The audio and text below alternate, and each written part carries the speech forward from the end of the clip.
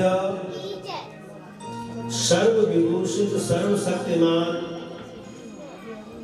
श्रीमद् भागवत महापुराण, श्रीमद् देवी भागवत महापुराण, यज्ञ पुरुष नारायण, आवाहित मंडपस्थ देवी देवता,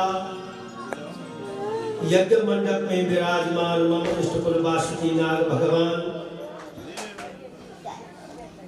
कुल देवी जगत जननी जगदम्बा गुराइटी माता माँ गंगा, भगवान इष्टकुल देवता नरसिंह देवता सोमेश्वर देवता,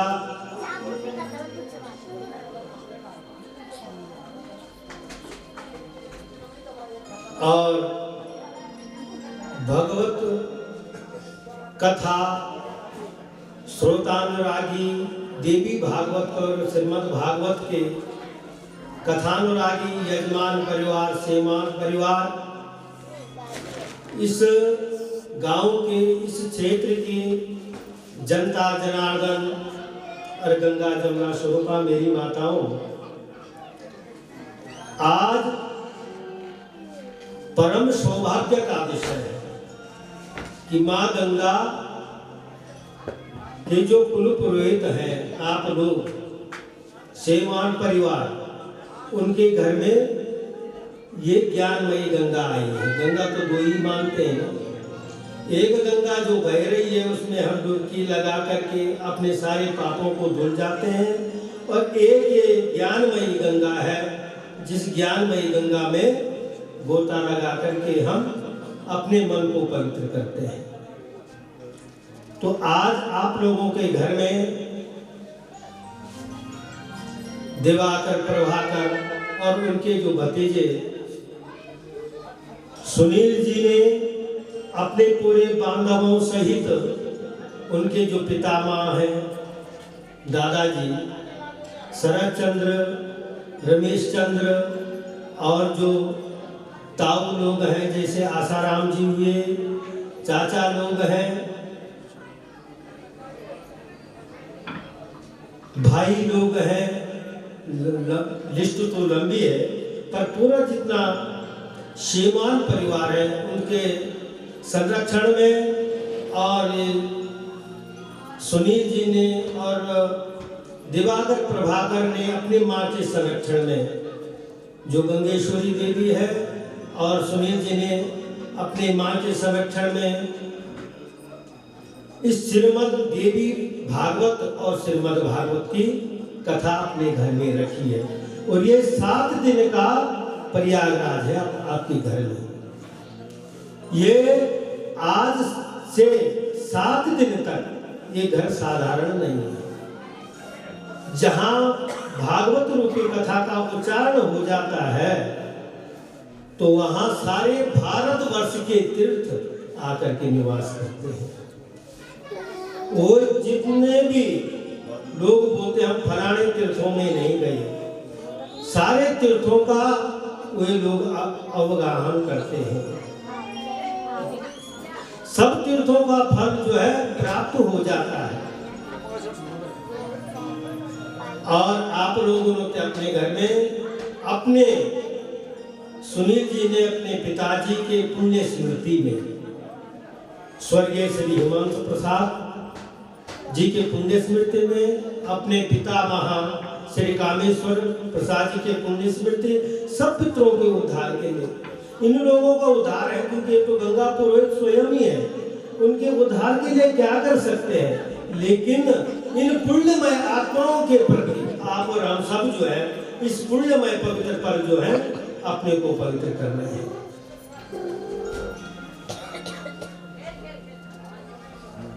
इस घर में श्रीमद् भागवत तो पहले भी हो चुका है, और ये दूसरी बार, ये 27वां वर्ष है। आज 27 वर्ष हो गए, 26 वर्ष पूरा और 27वें वर्ष में हो रहे हैं। 27 नक्षत्र होते हैं, तो 27 जो है हम लोगों के लिए एक शुभ समय माना जाता है। इसी घर पर, इसी स्थान पर श्रीमद् भागवत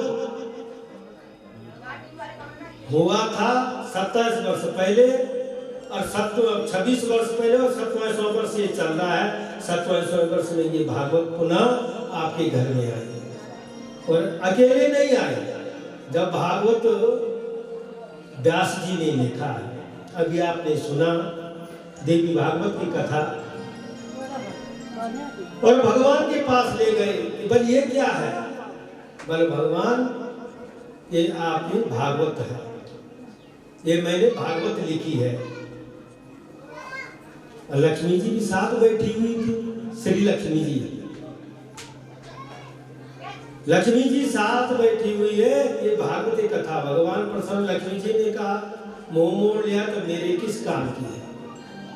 बोले तो भगवता प्रोक्तम भागवतम, जो भगवान के मुख से निकला, भगवान जो आपके मुख व्यास जी ने बोला, जो आपके मुख से निकला वो भागवत कथा मैंने लिखी, इसीलिए आपको बताने के लिए। तो भगवान प्रसन्न, लक्ष्मी जी नारायण, बोले मेरे किस काम का है? ये तो भागवत लिखी है आपने।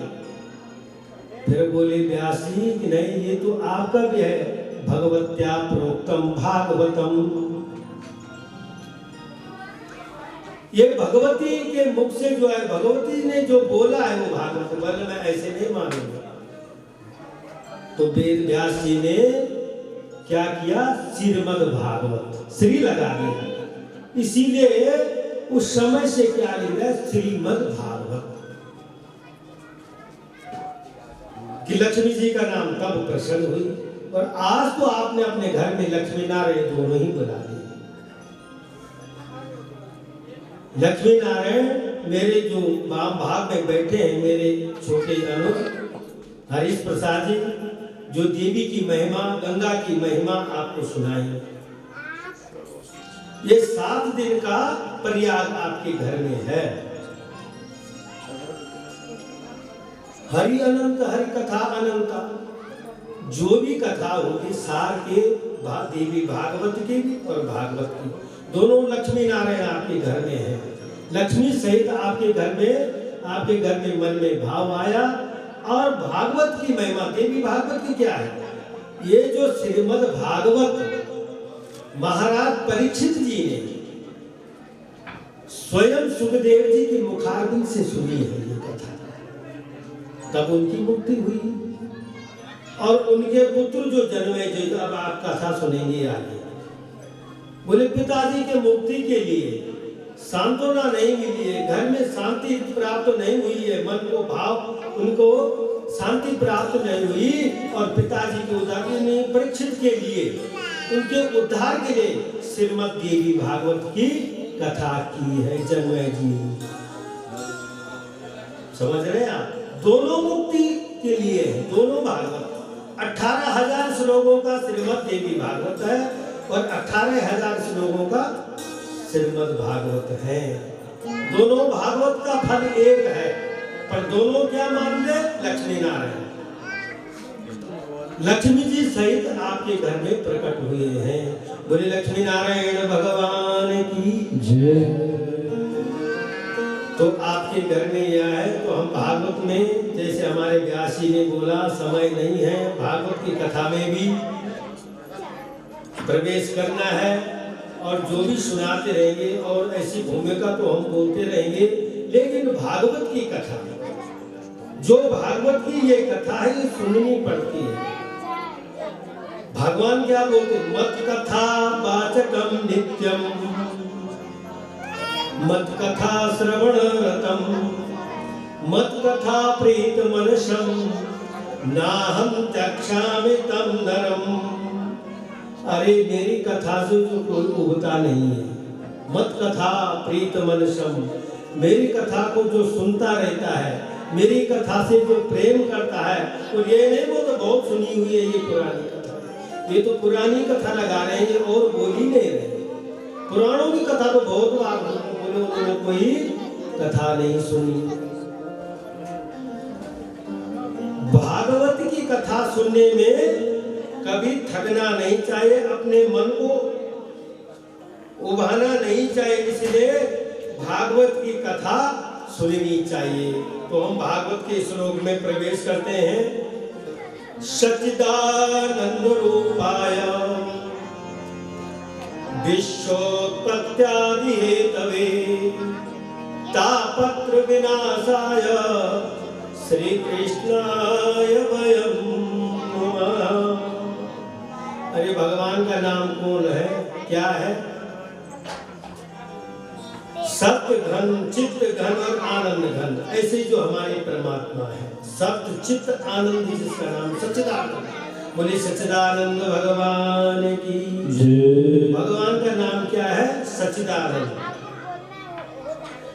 और तीन सत्य चित्त और आनंद, जो विश्व का पालन, सृजन और संहरण। पालन भी करते हैं, सृजन भी करते हैं, हमको भी उत्पत्ति भी करते हैं, फिर पालन भी करते हैं और आखिर में संहरण भी करते हैं। ऐसे जो परमात्मा है, सच्चिदानंद है, उनके पाद पद्मों को प्रणाम करके हम सब लोग, आप जो तीनों तापों को जो है दूर करने वाले हैं, ऐसे श्री कृष्ण भगवान के पाद पद्मों को आप और हम सब नमस्कार करते हैं। बोल श्री कृष्णचंद्र भगवान की जय। आप सीधे, जैसे आप बैठे हैं, सीधे ले चलते हैं आपको नैमिषारण्य तीर्थ में। नैमिषारण्य तीर्थ में 88,000 शौनक आदि ऋषि बैठे हुए हैं। शौनक जी बहुत वृद्ध, युग युगांतर जिनके बीत गए हैं, वहां नैमिषारण्य तीर्थ में बैठे। उन्होंने देखा कलयुग आया है और जो कथामृत रसस्वाद कुशलः शौनको ब्रवीत। शौनक महाराज जो कथा सुनने में कुशल है, वो सब ऋषियों का प्रतिनिधित्व कर रहे हैं श्रोता बन करके। और जो व्यास जी के जो शिष्य है सूत जी महाराज, उनकी उम्र क्या है? उनकी उम्र केवल 20 वर्ष की है। उनकी 20 वर्ष की है। और ऐसे जो वयोवृद्ध है, भगवान की कथा में देखो, ये कभी नहीं सोचना कि हम कितने ज्ञानी हैं। और युग युगांतर से जिनका इतना बड़ा ज्ञान है, और 20 वर्ष के महाराज सूत जी से कथा सुन रहे हैं। प्रश्न भी उनसे कर रहे हैं और प्रश्न करके उनसे कथा सुन रहे हैं भगवान की। और क्या प्रश्न किया उनसे? अज्ञान द्वांत विध्वंसा कोटि सूर्य समप्रभा सूत क्या कथा सारम मम कर्ण रसायनम। देखो महाराज, विद्वान संत, अन्न का बल कर्ण और विद्वानों का क्षण। जैसे यहाँ पर भागवत की कथा हो रही है, श्रीमद् देवी भागवत की कथा हो रही है, इसमें बस समय बेकार नहीं जाना। विद्वानों का क्षण, ये जो समागम है, ये कभी बर्बाद होना नहीं चाहिए। क्या निकलता है, क्या वाणियां आती है, क्या हमारा, और इसी से उद्धार होता है। और अन्न के कण को कभी बर्बाद नहीं करना चाहिए। आजकल तो देखते हैं शादियों में अन्न का भी दुरुपयोग हो रहा है। कभी न कभी उसकी शराबी मिलेगी लोगों को, जब भूखों मरना पड़ेगा। इसलिए अन्न की मर्यादा है, अन्नमय ब्रह्म है, उसकी मर्यादा रखो, उसका आदर करो, उसका अनादर मत करो। बोले कृष्णचंद्र भगवान की जय। और सूत जी से महाराज शौनक से प्रश्न कर रहे हैं, महाराज ये जो हम ये कलयुग, ये हमारा जो अंधकार है, अज्ञान रूपी अंधकार है, इसको आप दूर कीजिए। ये तीनों लोग का जो अंधकार है, इस अंधकार को दूर करने में तो सामर्थ्य सूर्य भगवान की है, लेकिन जो ये अज्ञान में जो अंधकार है, इस भगवान सूर्य में भी ये शक्ति नहीं कि इस अंधकार को दूर कर दो। इस अंधकार को उसको दूर करने का नहीं है। महाराज कोई ऐसी कथा सुनाओ जो ये अज्ञान है, मन नहीं लगता है, मम कर्ण, हमारे कानों को जो बढ़िया लगे, कानों को भी बढ़िया लगे और हमारा उद्धार भी हो जाए। ऐसी कोई कथा हमें सुनाइए। जिससे हमारा मन, ऐसा कोई परम वैष्णवों का जो उपाय है, वैष्णव लोगों जो अपने उद्धार करते हैं, ऐसा कोई हमें कोई चीज सुनाइए जिससे कि क्यों वो सूर्य भगवान में भी आप उतनी शक्ति नहीं जितनी शक्ति आपके पास है। आपके ऊपर क्या है? गुरुदेव की कृपा है। उन गुरुदेव की कृपा जो है उसकी थोड़ा बहुत जो तुम्हारे ऊपर कृपा है, उस कृपा का थोड़ा बहुत छींटा हमारे ऊपर भी लगा दो, जिससे हमारा जो अज्ञानमय जो अंधकार है ये दूर हो जाए। बोले कृष्ण चंद्र भगवान की जय। बस इतना जैसा सूत जी ने सुना गदगद हो गए महाराज। बोले आपने जो प्रश्न किया है बहुत अच्छा किया है। अब जब कोई अच्छी चीज सुनाने जाते हैं, क्या बोल सावधान तया सुनो। आप कोई कीमती चीज लाते हैं, वो घर में संभालने के लिए देते हैं, तो क्या बोलेंगे? इसको सावधानी पूर्वक संभालना। इसीलिए ये श्रीमद् भागवत रूपी जो कथा है ये बड़ी कीमती है। और ये भी पहले बोल दिया सावधान तया सुनो, सावधान पूर्वक होकर के सुनो, इसको खोना मत। कोई टूटने वाली चीज अगर ऐसे छोड़ दोगे तो तब दोबारा नहीं मिलेगी, फिर दोबारा नहीं जुड़ेगी। इसलिए सावधान सावधान कर दिया उन्होंने पहले। और क्या कह रहे हैं? काल व्याल मुखग्रास त्रास निर्णाशे तवे श्रीमद् भागवतम शास्त्रम कलोकीरेण भाषितम।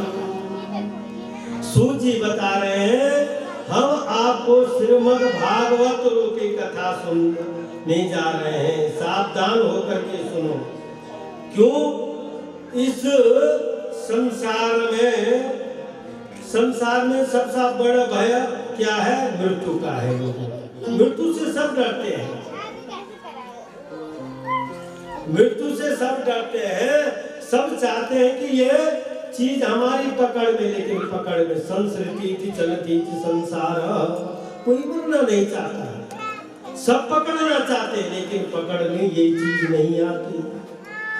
जन्म और मरण ये तो लगा है, लेकिन सबको भय है मृत्यु से।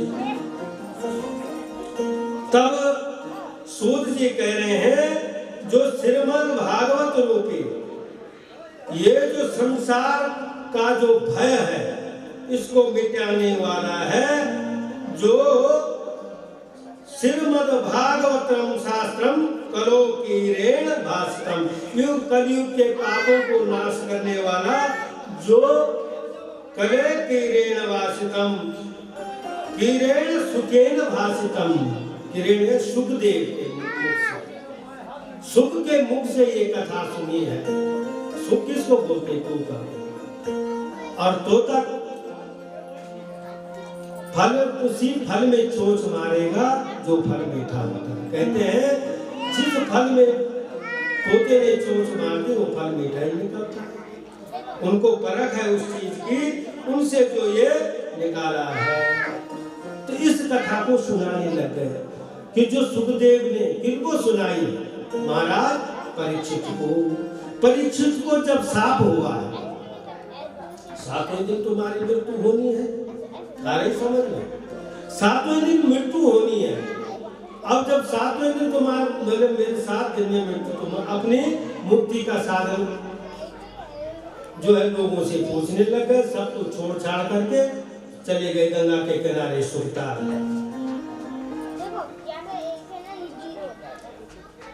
और जैसे ही वहां पर बैठे और ध्यान लगा रहे कि मेरा जो है कैसे, वहां पर सुखदेव महाराज प्रकट हो गए। बोले सुखदेव भगवान की जय। और सुखदेव जी जैसे ही परीक्षित को कथा सुनाने के लिए तैयार हो गए तो उसी समय क्या सुधा कुंभम गृहत्वेव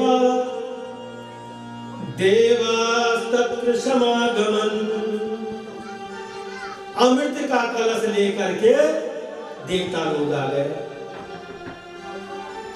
देवता लोग अमृत के कलश लेकर के आ गए, बोले महाराज हमने अमृत का कलश लिया। जैसे ही हमने सुना कि राजा परीक्षित को ऋषि का शाप हुआ है, वो 7वें दिन मृत्यु होनी है, तो गुरुदेव हमने जो है एक ये स्वर्ग का अमृत ले आया है और राजा परीक्षित को पिला दो, महाराज परीक्षित को पिला दो और ये अमर हो जाएंगे।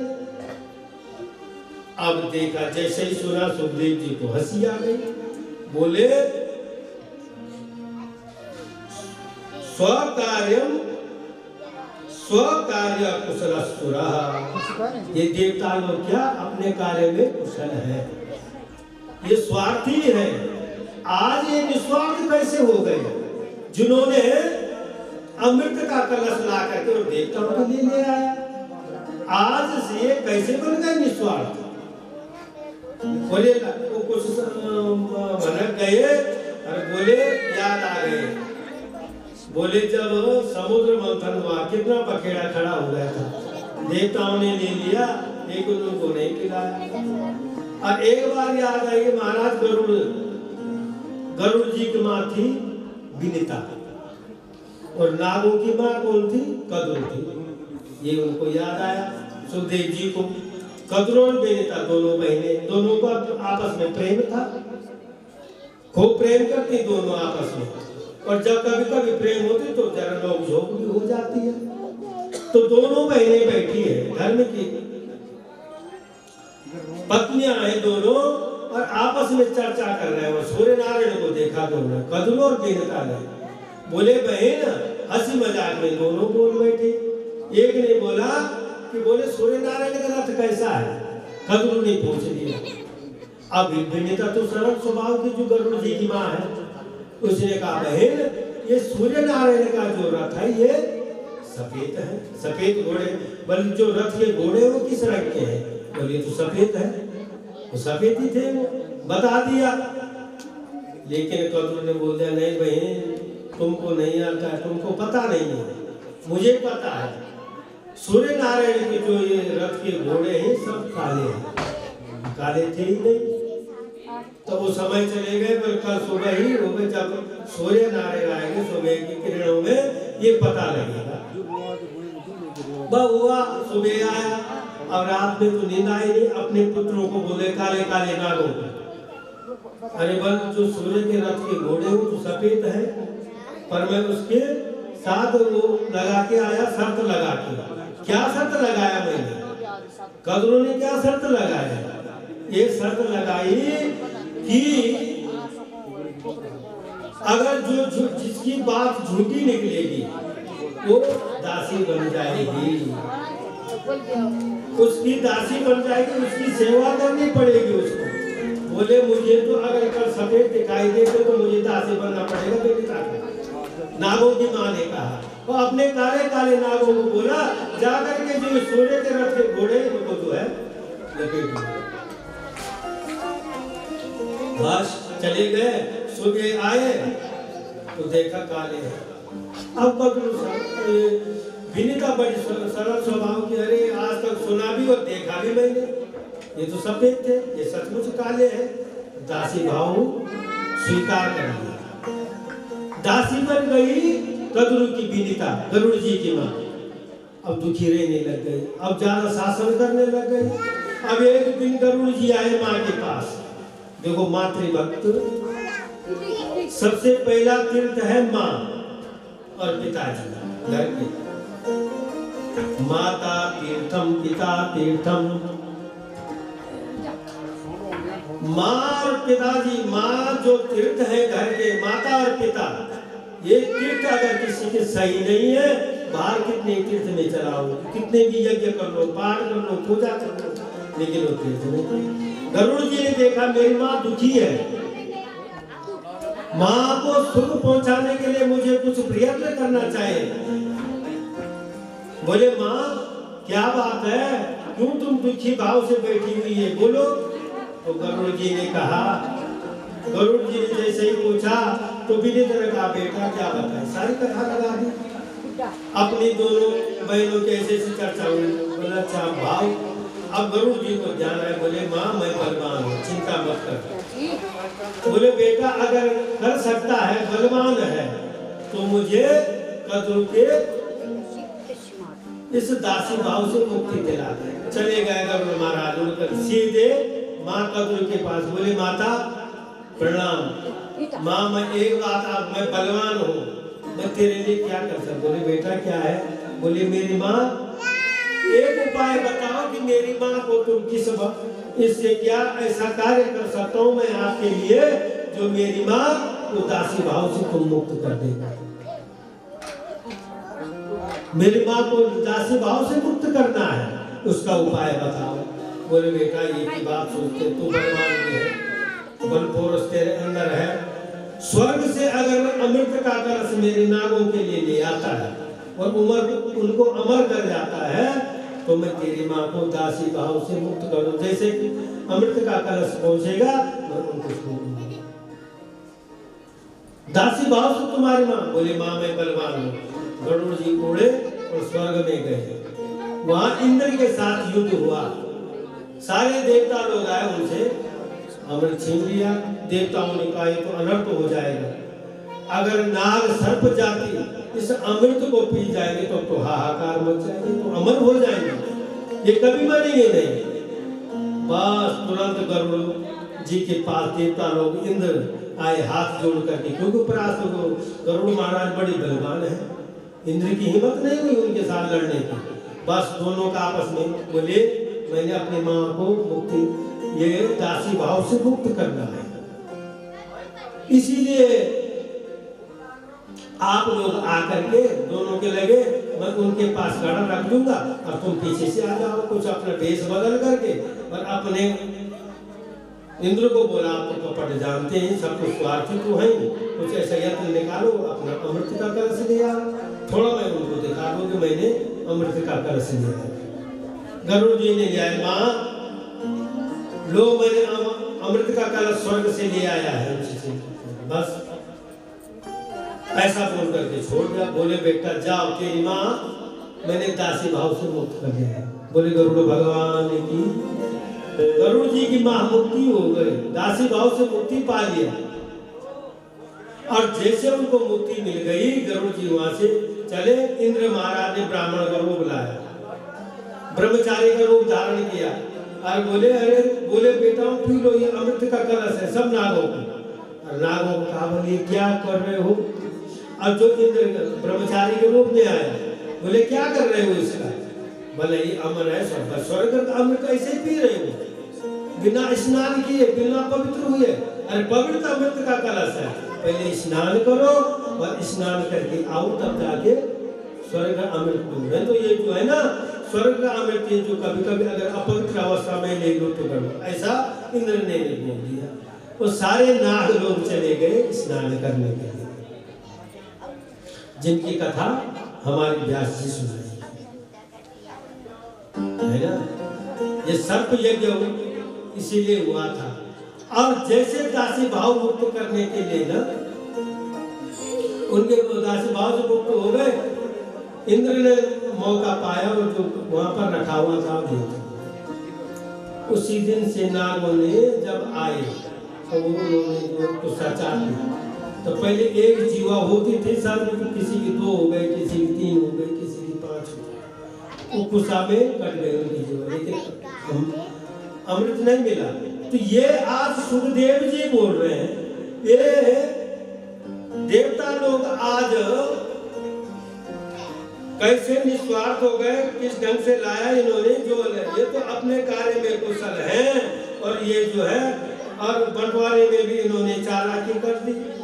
बोले आ गए, बोले महाराज ये अमृत का कलश लाया, देवता लोगों ने बोला, वो समझ गए थे। और ये अमृत महाराज परीक्षित को पिलाओ और ये जो कथारूपी अमृत है ये हमको। तो सुखदेव जी बोले देवता बहुत अच्छी बात है, अगर आते आप श्रद्धा से कथा सुनने के लिए तो मैं आपको कथा सुना, लेकिन आप श्रद्धा से नहीं आए, आप क्या आए, आप तो व्यापारी बनकर गए, वो तो बदले में दे रहे हैं। क्या कहने लगे? क्वा सुधा क्वा कथा लोके क्वा कांचा क्वा मणिर्महान् ब्रह्मरातो विचार्येवं तदा देवांचहासः। बोले महाराज तुमने जो ये कथामृत लाया, जो ये जो सुधा अमृत लाया है अपने स्वर्ग का, ये तो कांच का जैसा टुकड़ा है। वो भी जो कथामृत है, मेरी जो कथामृत है, भागवत रूपी जो कथा है, वह जो ये तो करोड़ों उनके समान है, करोड़ों मणि के समान है। ये तो मणि है, और कहाँ कांच का टुकड़ा और कहाँ मणि। इसीलिए आप जो है ना व्यापारी बन के आए हैं, कांच का टुकड़ा यहाँ बता रहे हैं और उसके मणि ले जा रहे हैं। तो कहे आप अभक्ताष्टांश विज्ञाय न ददो न कथामृतम श्रीमद् भागवती वार्ता सुराणाम अभिदुर्लभा। और देवताओं को जो है सुखदेव महाराज ने डांट करके वापस कर दिया, जाओ तुम्हारे लायक ये कथा नहीं है, वापस कर दिया उनको और कथा नहीं सुनाई। और वहां से गए, बोले ये जो भागवत रूपी जो कथा है, ये मनुष्य को क्या बनाती है? दिव्य जीवी, और स्वर्ग का अमृत दीर्घ जीवी। बस इतना फर्क है। वो दीर्घ जीवी बनाता है स्वर्ग का अमृत, पर लेकिन स्वर्ग का अगर सुख मिलता है, वो अमृत पीते पीते क्षीणे पुण्य मृत्यु लोके वसंती। जब स्वर्ग में उस सुख को भोगो, जो पुण्य है, उस सुख को भोगते भोगते पुण्य क्षीण हो जाता है। और ये कथा जो अमृत है, इससे पुण्य बढ़ता है। इसीलिए मनुष्य इस कथा रूपी से दिव्य जीवी बनता है, और उस स्वर्ग से दीर्घ जीवी बन, लंबी उम्र बनता है।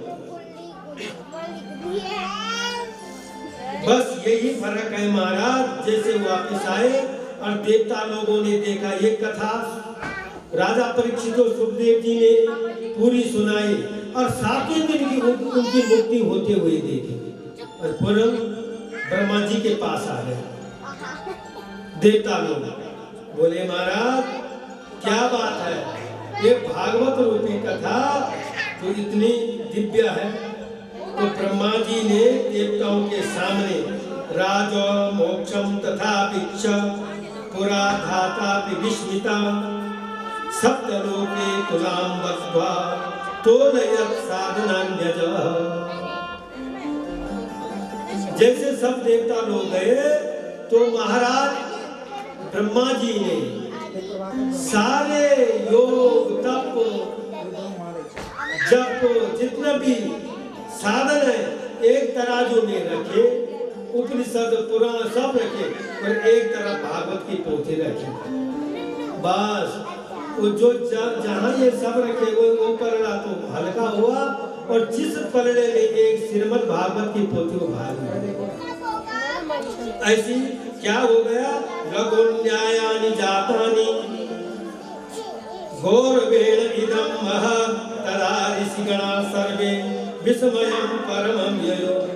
सब जो है लघु छोटे हो गए, और भारी श्रीमद् भागवत की पोथी भारी बन गई। अब उन्होंने समझ लिया ये भागवत श्रीमद् भागवत की पोथी इतनी बड़ी है, तो इसकी महिमा है महाराज। ये महिमा किसने गाई? 18 पुराणों में पद्म पुराण ने भागवत की महिमा गाई। बोले महाराज इस कथा को सबसे पहले किसने सुना? बोले सनक सनंदन सनातन, ये 4 भाई। सुन रहे? सनक सनंदन सनातन ये 4 भाई है। इनके मुख से नारद जी ने ये पहले कथा सुनी।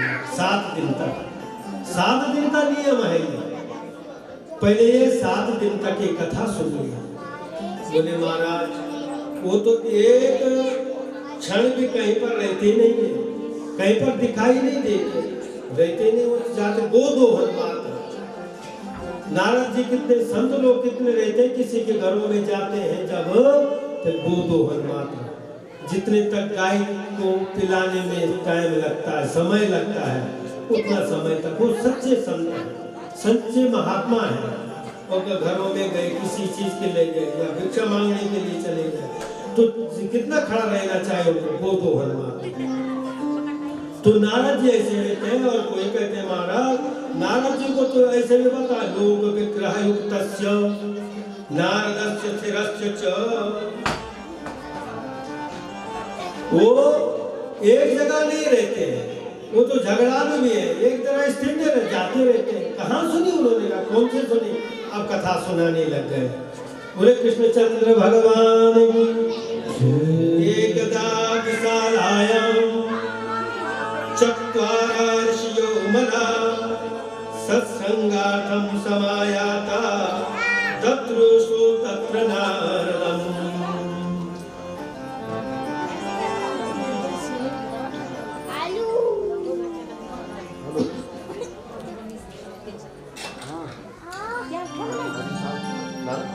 एक बार ये सनक सनंदन सनातन चारों भाई सत्संग के लिए चले। एक इच्छा मन में हुई कि कहीं पर हम सत्संग करते थे, अगर कोई सुनाने वाला लोग हो, सत्संग करना चाहते हैं तो भजन ध्यान पूजन भगवान का अकेले में हो सकता है, लेकिन सत्संग अकेले नहीं हो सकता। सत्संग के लिए कोई चाहिए, कुछ लोगों का समूह चाहिए, पर कैसे, जिनको प्रेम हो सत्संग से।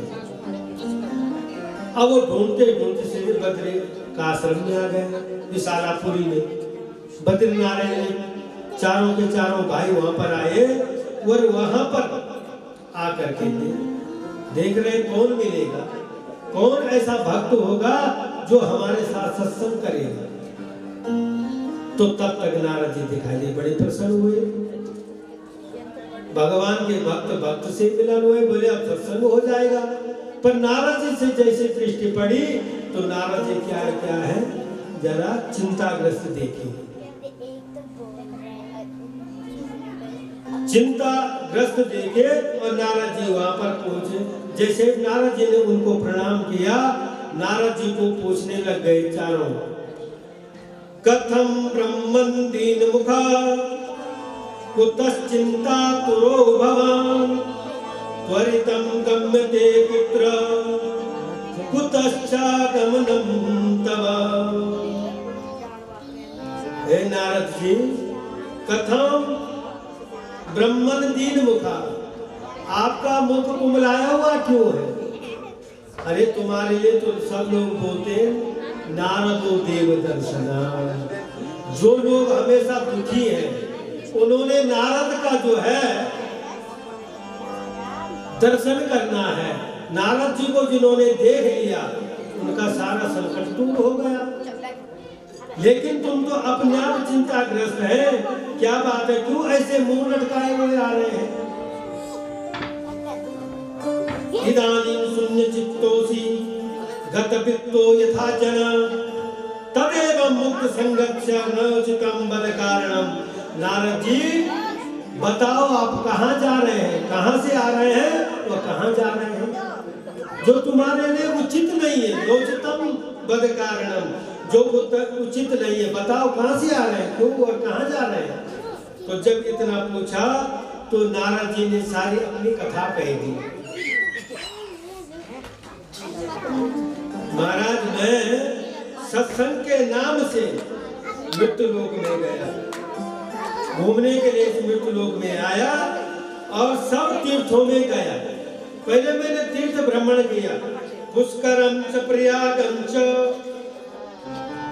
काशीं गोदावरी तथा हरि क्षेत्रम कुरुक्षेत्रम श्रीरंगम सेतुबंधनम एवमादिषु तीर्थेषु ब्रह्ममाण इतस्तथा। पहले मैं पुष्कर गया, प्रयाग गया, काशी गया, गोदावरी गया और गंगोत्री में गया, सब तीर्थों में घूमा मैं। लेकिन उन तीर्थों में मुझे हरि क्षेत्र कुरुक्षेत्र सब तीर्थों का भ्रमण किया, सब तीर्थों में इधर उधर गया, लेकिन किसी तीर्थ ने मुझे शांति प्रदान नहीं की, प्रसन्नता नहीं की। मेरे मन को जो है शांति, सब तीर्थों में क्या जा रहे हैं लोग, जो भी जा रहे हैं तीर्थ का भाव किसी का नहीं है। सब क्या जा रहे हैं, क्या बोलते हैं, महाराज हम तो जा रहे हैं घूमने के लिए, जिसको आज इस भाषा से प्रयोग करते हैं पिकनिक। सब फोटो खींचने जाते हैं, सब अपने जाते हैं। तीर्थ का भाव क्या होना चाहिए, वो भाव नहीं है। इसीलिए तीर्थ सार तथा, तीर्थों का जो सार है वो सब समाप्त हो गया। तीर्थों का सार नहीं रहा, सब तीर्थों में गया, लेकिन तीर्थों का भाव किसी के पास नहीं है, किसी के हृदय में नहीं है। तीर्थ भाव से कोई नहीं जा रहे, लेकिन देखने में जा रहे हैं, सब घूमने के रूप में जा रहे हैं। इसीलिए मुझे नहीं मिला। चलो हमने कहा चलो तीर्थों से मुझे कुछ नहीं मिला, सब तीर्थों में घूमा, तो चलो अब कहीं संतों के पास जाते हैं। अब मैं आश्रमों की तरफ गया, तो जब संतों के सामने गया, आश्रमों में गया, तो पाखंड निरता संता, संत क्या दिखाई दे, पाखंडी हो गए। पापस से खंड पाप, पाखंडा, पाप का जो एक खंड है उसको पाखंड कहते हैं। पूछा महाराज ये बड़ा ये जो बड़ी बिल्डिंग है, महल है बना हुआ, ये किसका है? महाराज त्यागी जी का है। ये फलाने त्यागी जी का है। बोले ये शोर गुल्ला हल्ला कहाँ हो रहा? बोले मौनी महाराज के आश्रम में है। और ये बच्चे कहाँ चिल्ला रहे हैं? बोले फलाने ब्रह्मचारी के हैं। तो देखा आश्रमों भी मुझे कोई वो नहीं मिला। बोले आश्रम में भी सब ऐसे हो गए, तीर्थों में भी गया, वहां मुझे शांति नहीं मिली महाराज। अब मैं घूमते घूमते चलो अब गृहस्थों के घर में तो जाए, तो गृहस्थों के घर में गए तो गृहस्थों का भी क्या हालत है, तपसी धनवंत दरिद्र गृही करे कोत को तात न जात कर। अरे कलयुग ने अपना चरण ऐसे पसार दिया कि सारे लोग जो है कलयुग में जो है सबको देखा किसी को अपने अपने बड़ों का आदर नहीं करना। प्रभुता तरुणी प्रभुता के है श्याल को बुद्धिदायक कन्या विप्रीण्य तो लोभा दंपत्ति नाम चकर कलम। गृहस्थों के घर में भी गया, गृहस्थों में क्या गृहस्थों के घर में स्थिति हो गई, अपने बड़ों का आदर नहीं, माता पिता का आदर नहीं। जो घर में जो तरुणी आई है, जो बहू आई है, उसी की चलती है। और श्यालों को अपने ससुराल वालों की मानना, अपने माता पिता की नहीं मानना। ये कलयुग आ गया साहब, और ऐसा हो गया। अपने माता पिता की नहीं मानते, अपने बड़ों का आदर नहीं करते, किसी का जो ससुराल से श्याल को बुद्धिदायका, ससुराल जो वो दिया जाएगा उसी के इसमें चलते हैं। ऐसा देखा है कहीं भी वार्ता को बिना पृच्छति, कोई भी अच्छी बात नहीं करता है। भले उनके घर में ये है, सब कलह मचा हुआ है। दंपत्ति प्रीति भेदनम, दोनों में आपस में कहीं कलह है, कहीं कुछ है, कहीं कुछ है, सब कुछ मैंने गलत। मैंने देखा अब कहीं भी कुछ नहीं है, तब मैंने सोचा मेरे प्रभु का घर है। एवं पश्चिम कलिर दोषान पर्यटन अवनीयतम यामुनम तटमापन्नो यत्र लीला हरे रभूत। अब मैंने देखा कि अब जब इधर उधर कहीं नहीं है, मैं अब चला जाता हूँ वृंदावन में, जो हमारे प्रभु की जो तपोभूमि है, भगवान की जो स्थली है, वहाँ चला जाता हूँ। वहाँ तो मुझे कुछ मिलेगा। अब मैं वहाँ गया तो महाराज मुझे वहाँ भी एक आश्चर्य दिखाई दिया। उन सनक सनंदन सनातन से कह रहे नारद जी, मैं वृंदावन में भी गया और वृंदावन में जाकर के मुझे एक आश्चर्य मिला। तत्राश्चर्यं मया दृष्टं श्रूयता तन्मुनीश्वरा एकदा तु तरुणी तत्रा निसृणा खिन्न मानसा।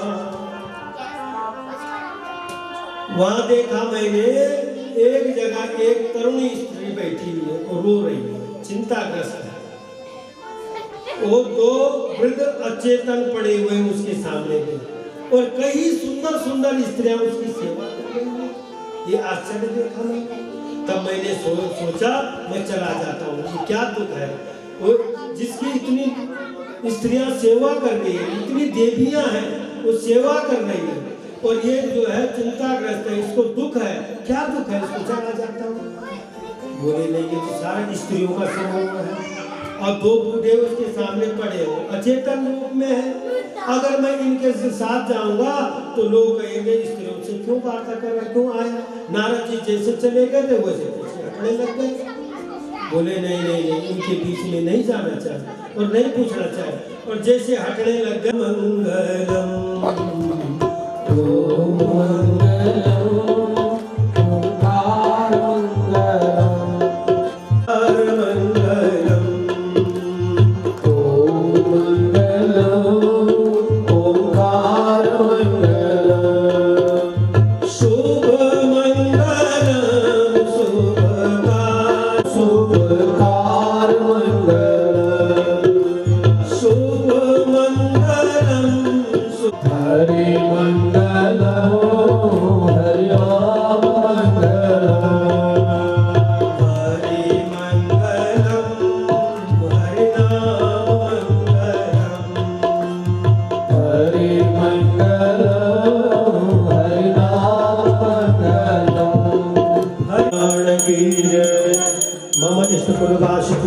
भगवान की, सत्य सनातन धर्म की जय, धर्म की अधर्म का प्राणियों में विश्व का हर हर महादेव। जय काराय बजरंग घोर पवन पुत्र हनुमान की जय। सूर्यजायता श्रोत्राद्वैश्च प्राण जमुखार्दगनीरजाय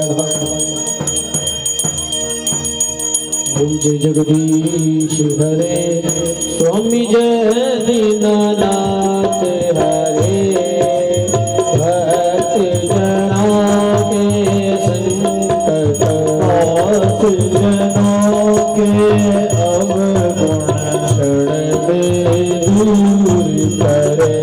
ओम जय जगदीश हरे ओझावे फल पावे दुख बिना से मन का, हमें दुख बिना से मन का, सुख संपत्ति घर आवे, श्याम सुंदर घर आवे, कष्ट मिटे तन का।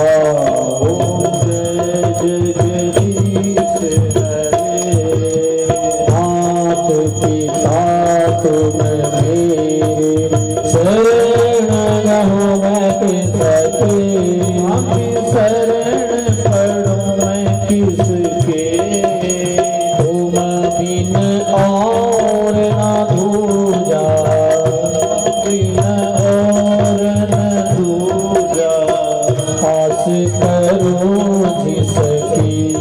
ओम जय जगदीश हरे तुम पूर्ण परमात्मा, तुम अंतर्यामी, स्वामी तुम अंतर्यामी, पार ब्रह्म परमेश्वर जगत पिता जगदीश्वर, तुम सबके स्वामी। जय जगदीश हरे तुम करुणा की सागर, तुम पालन करता, हमें तुम रक्षा करता। मैं मूर्ख खलनामी, मैं सेवक तुम स्वामी, कृपा करो हरता। ओम जय जगदीश हरे तुम हो ही प्रिय गोचर सबके